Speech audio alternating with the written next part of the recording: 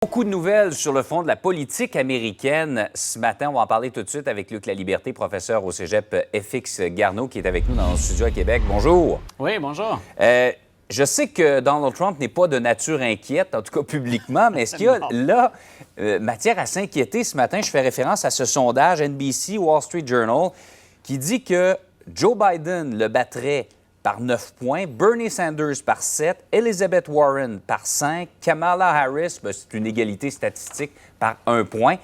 Je sais qu'on est très tôt dans le processus, mais est-ce qu'il y a là quelque chose à s'inquiéter pour l'entourage de Donald Trump? Bien, il y a deux éléments importants. Puis effectivement, la route va être longue jusqu'à, d'un côté, l'investiture démocrate, puis de l'autre, la présidentielle américaine. C'est intéressant pour les démocrates parce que M. Biden a eu 2 ou 3 semaines le plus difficiles avec le débat, les suites du débat. Il s'est un peu embourbé, mais de bien montrer que c'est lui qui est encore en avance, même si, finalement, sur Mme Warren et M. Sanders, c'est pas une avance si écrasante que ça. Pour M. Biden, c'est une bonne nouvelle parce qu'on mise sur M. Biden, ceux qui espère sa candidature, on mise sur lui dans les États qu'on appelle les États pivots, les swing states. Donc, on pense que c'est là qu'il peut faire la différence face à M. Trump. De l'autre côté, M. Trump, bien, c'est pas nouveau pour lui de se retrouver dans cette position-là.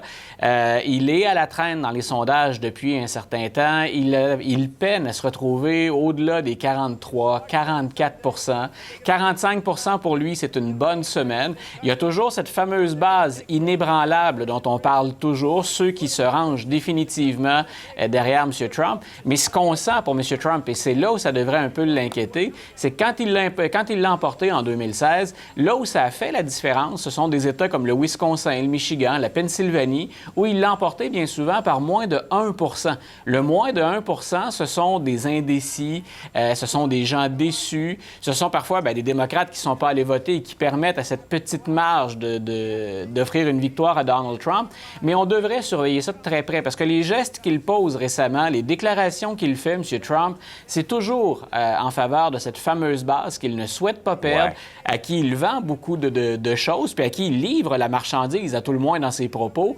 Mais de l'autre côté, c'est pas eux qui vont faire la différence dans l'élection 2020. Oui. Vous parlez de ces propos-là. Est-ce qu'il a retenu l'attention en fin de semaine? Évidemment, il s'exprime principalement par tweets. Ce sont ces tweets qui ont été qualifiés de racistes et xénophobes qu'il a envoyés à l'endroit principalement de 4 membres du Congrès démocrate, entre autres la fameuse AOC, là, Alexandria Ocasio-Cortez et d'autres, en leur disant, là, vous venez d'autres pays, retournez donc chez vous si vous n'êtes pas content, plutôt que nous conseiller comment faire de la politique. Or, la plupart, d'ailleurs, sont nés aux États-Unis, bien que d'origine différente. Mais est-ce que ça risque, justement, de se retourner contre lui ou encore ça renforcit sa base? Voilà, non, je faisais un peu allusion à ça. Les deux, Jean-François, d'un côté et de l'autre. Moi, je pense qu'effectivement, il y a un certain nombre de gens à qui ces propos-là, à saveur très nationaliste, pour ne pas dire xénophobe ou raciste, ces propos-là, ça peut plaire ou ça les rassure. Il y a beaucoup de gens qui s'inquiètent de l'évolution démographique des États-Unis, puis qui sentent, on l'a dit à plusieurs reprises, que le pays leur échappe, entre guillemets, parce que ce ne seront bientôt plus les Blancs qui seront majoritaires. De l'autre, je disais, dans certains États, ça peut faire la différence. Quand on l'emporte par moins de 1 il y a des gens qui sont lassés de l'épisode Donald Trump et qui se disent, on l'a essayé, on est constamment à la tourmente, le président est incapable de passer une journée sans être en vedette ou sans défrayer la manchette, on en a assez de tout ce tumulte et on veut revenir à une période plus calme. Ça va rendre, pour nous, bien sûr, de l'extérieur, la suite de la campagne particulièrement intéressante, mais ce sont des propos qui nous montrent bien qu'on ne peut pas... Parfois, on finit par traiter Donald Trump un peu comme la nouvelle norme en politique, en se disant, tout ça, c'est normal. Ce sont des propos qui sont carrément indignes d'un président. À partir de quand arrête-t-on d'être un immigrant? Vous l'avez souligné, Jean-François, il y en a 3 qui sont nés aux États-Unis. L'autre qu'on visait, c'était Ilhan Omar, qui était progressiste et dont les parents ont fui la Somalie. Et c'est carrément à la Somalie qu'il référait dans ses tweets en fin de semaine. Il y a des gens qui ont travesti d'ailleurs son slogan en disant « Make America Hate Again ». Voilà. Alors, on va voir qu'est-ce que ça va avoir comme effet, tout ça. Par ailleurs, il devait y avoir en fin de semaine cette gigantesque opération. Là encore, Donald Trump l'avait annoncé à tambour et trompette sur Twitter en disant « Ça va brasser dimanche 10 villes, New York, Chicago, Los Angeles. On va expulser 2000 immigrants illégaux. » Il semble s'être rien passé.